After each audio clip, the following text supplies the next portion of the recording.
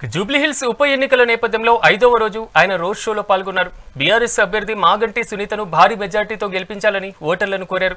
గతంలో రేవంత్ రెడ్డి అధికారంలోకి రాకముందు ఇచ్చినటువంటి హామీలను ప్రత్యేకంగా తెరలపైన చూపిస్తూ కేటీఆర్ వినూత్నంగా ప్రచారం చేశారు. జూబ్లీ హిల్స్ లో బీఆర్ఎస్ పార్టీ గెలుపొందుతూనే కాంగ్రెస్ పార్టీ 6 గ్యారెంటీలను ఖచ్చితంగా అమలు చేస్తుందని ఆయన ఆశాభావం వ్యక్తం చేశారు.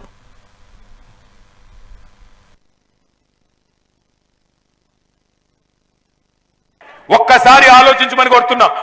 లక్షలాది మంది పిల్లలకు ఫీజు కట్టనోడు జూబ్లీ హిల్స్ అభివృద్ధి చేస్తారంటే నమ్ముదామా?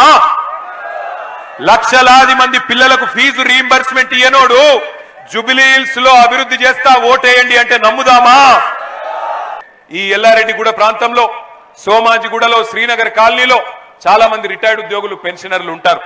వాళ్ళ పరిస్థితి ఎంత దయనీయంగా మారింది అంటే ఈరోజు రిటైర్డ్ ఉద్యోగి ఎట్లుంటారు? రిటైర్డ్ ఉద్యోగులు అంటే జీవితం అంతా కష్టపడి పనిచేసి ఆ జీపీఎఫ్, గ్రాట్యుటీ, ఇంకా వాళ్ళకి ఏవైతే బెనిఫిట్స్ రావాలనో వాటి కోసం ఎదురు చూస్తూ ఉంటారు.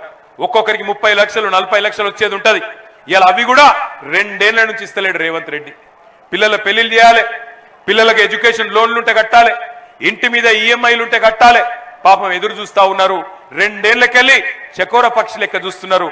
చూసి చూసి గుండెలాగిపోతున్నాయి ఇవాళ రిటైర్డ్ ఉద్యోగులై. కానీ రేవంత్ రెడ్డి మనసు కరుగుతలేదు. ఇవాళ కాలేజీ వాళ్ళు ఫీజు అడిగితే వాళ్ళని బెదిరిస్తాడు, నిరుద్యోగులు ఉద్యోగాలు అడిగితే వాళ్ళని బెదిరిస్తాడు, ఉద్యోగులు డిఏలు అడిగితే బెదిరిస్తాడు, రిటైర్డ్ ఉద్యోగులు బెనిఫిట్స్ అడిగితే బెదిరిస్తాడు.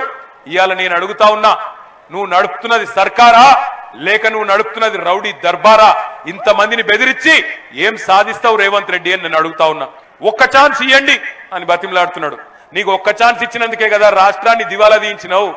నీకు ఒక్క ఛాన్స్ ఇచ్చినందుకే కదా 700 మంది రైతులు ఆత్మహత్యలు చేసుకున్నట్టు చేసినావు.